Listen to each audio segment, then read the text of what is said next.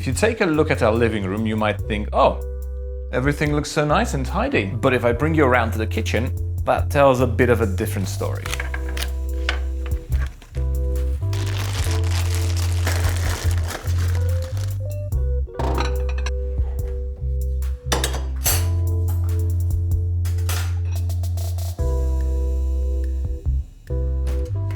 If you are living in a tiny space, you cannot be productive if there is chaos all around you. And there is 2 reasons for that.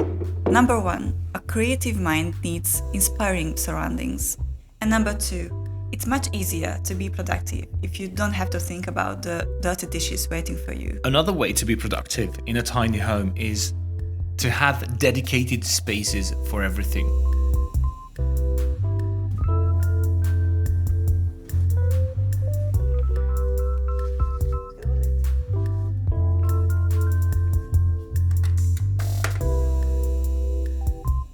This is my art station, and I love it so much. My favorite is this C-stand desk. This is really a game changer for painting.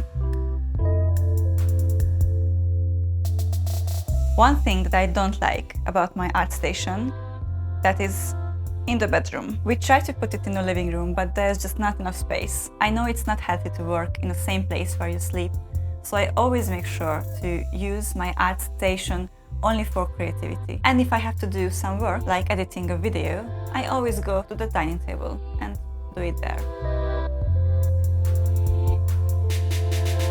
We're going to visit our friends and families in a few days, so I'm writing a list of gifts. I want to give a painting to most of them, so this is my project for the day.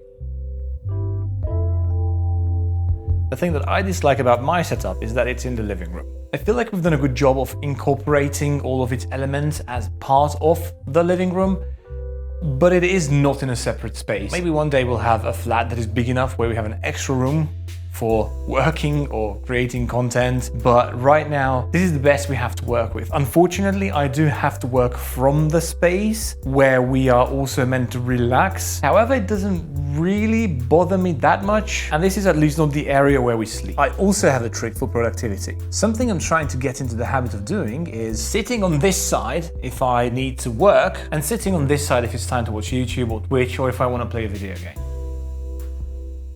There's a concept regarding productivity that I want to talk about, which is if you have to force it, you're doing it wrong.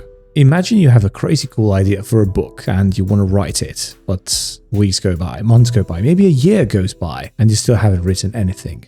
You think to yourself, oh, I wish I could just force myself to be more productive. If this is you, I don't think you need productivity hacks. I think you need to stop and think. Why do I want to write this book? Because if you actually wanted to write that book, you would be intrinsically motivated to do so. You wouldn't need any hacks for productivity because you would just do it, regardless of circumstances. I know this because I was in the same shoes. I need to have a tech channel, I need to have a finance channel if I want to make it on YouTube. But I would just never start, no matter how much I tried to force productivity.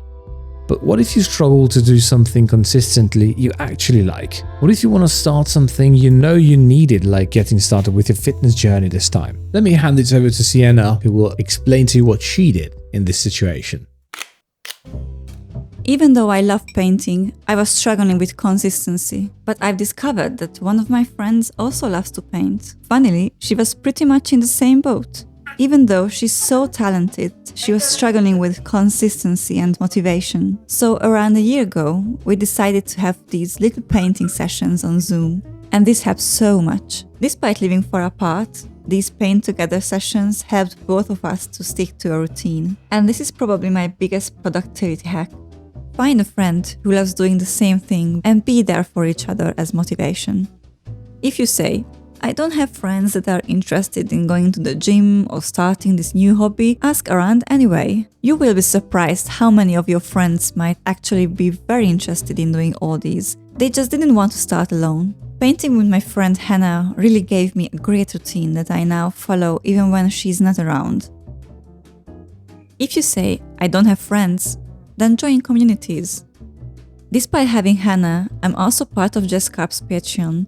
She's an art YouTuber that I really like, and on her Patreon you can join these paint together sessions.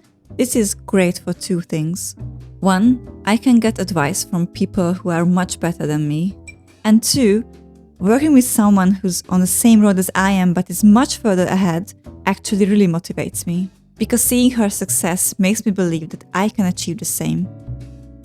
I have an idea I've been toying with for some time. Lately I've been watching a lot of pirate software. I just like to pop his stream on when I'm working, and I don't know, it kind of motivates me because he's usually streaming himself working. And not many people know this, but I actually went to school for information technology, learning programming, but I kind of never did anything with that knowledge. However, via an excessive amount of listening to Thor, pirate software, talking about game development, I'm kind of convinced that I could give this a real shot, because I have a cool idea for a game, and I don't know, I feel convinced that I could actually do something. So that's going to be my project for the day.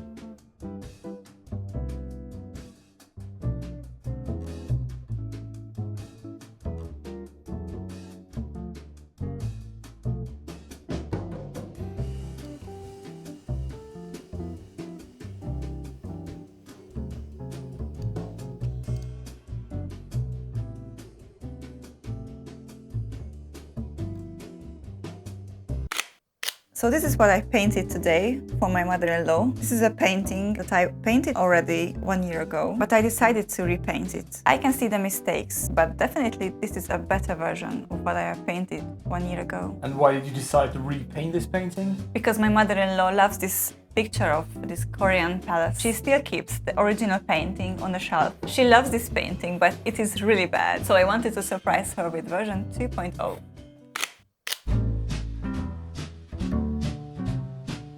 One last thing about productivity, the biggest hack, if you will, is a truth.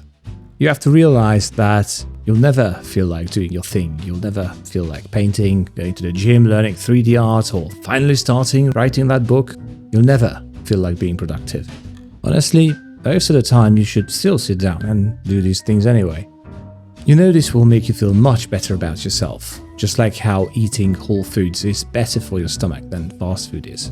But sometimes inspiration hits, and then you'll feel like doing the thing for 3 seconds. And then you open up your phone, you realize you have a bunch of notifications. Ooh, Coop has a new video. Love it, man. I'm so happy to get that. Heck yeah. Oh, thanks. Give me a whole binder full. Actually, you know what? Since you're just starting out. This is why you need dedicated spaces. When inspiration hits, you need to be ready. You need to be ready to go and just create. Set up rules like no phone at the desk, or if I sit down, I can't stand up for 10 minutes. Perhaps the biggest mindset shift is this. You need to stop focusing on being productive, because the goal is not to be productive, but to achieve the things you want to achieve. Decluttering your space and your life will help a lot, but creating spaces with rules for your craft will help even more. We could manage to fit 2 such spaces in a 50 square meter tiny flat. We are convinced that with some clever furniture arrangement, you can do the same in your home, regardless of its size. Do these, and productivity will happen naturally, kind of as a side effect.